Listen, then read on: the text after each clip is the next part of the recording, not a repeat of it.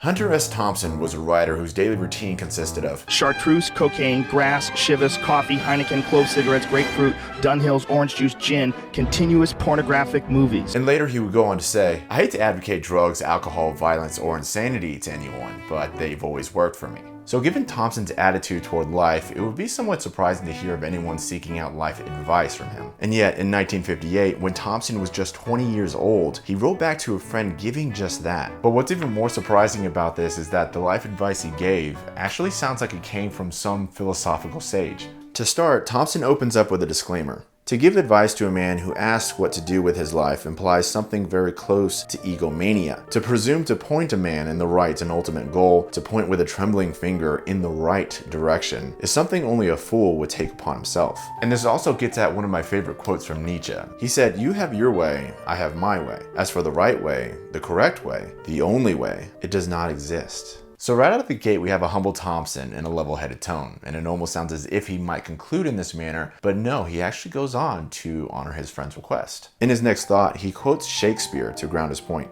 To be or not to be, that is the question, whether 'tis nobler in the mind to suffer the slings and arrows of outrageous fortune, or to take arms against a sea of troubles. Hunter then writes, and indeed this is the question, whether to float with the tide or to swim for a goal. It is a choice we must all make consciously or unconsciously at one time in our lives. So few people understand this. Think of any decision you've ever made which had a bearing on your future. I may be wrong, but I don't see how it could have been anything but a choice, however indirect, between the two things I've mentioned, the floating or the swimming. He notes the obvious question of why not take the path of least resistance and just float on aimlessly to live comfortably without so much conflict.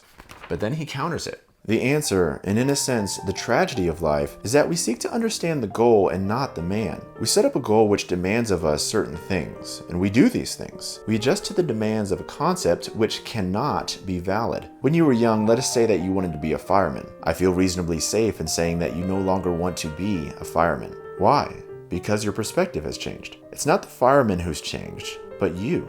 In this way, Thompson understands that our perceptions and desires ebb and flow as time progresses. And because of our nature being that way, after you've firmly grounded your identity in the goal that you've made, say it's being a fireman, what you've done is effectively reduced your essence to a label. So if your desires eventually evolve and go beyond that label, you're now stuck in this frustrating effort of trying to make meaning out of something that is outdated for you. It's like trying to have the same fun with dolls and trucks as you had back when you were a child. Albert Camus also spoke to this. He believed that a person acknowledges and responds to the uncertainty of existence within their desires and perspectives. And so one does not log down on labels and identity claims, but engages in diverse explorations and open-ended practices of discovery. Now to close with more wisdom from Thompson's letter, he wrote that to put our faith in tangible goals would seem to be at best unwise. So we do not strive to be firemen, we do not strive to be bankers, nor policemen, nor doctors. We strive to be ourselves. But don't misunderstand me. I don't mean that we can't be firemen, bankers, or doctors, but that we must make the goal conform to the individual rather than make the individual conform to the goal. And further down in the letter, in speaking of the man who conforms the goal to the individual,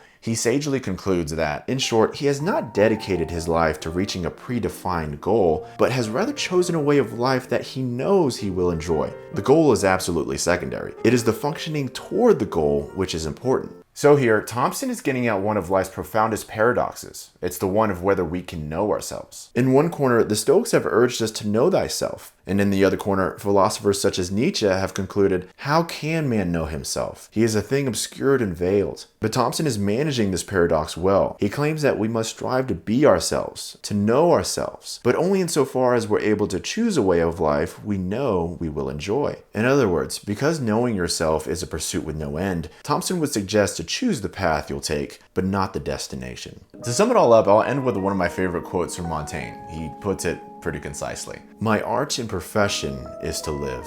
I like this because it's easy to forget that we are not our vocations or titles. And for Thompson to have understood this, let alone articulated this well at 20 years old, it just blows my mind.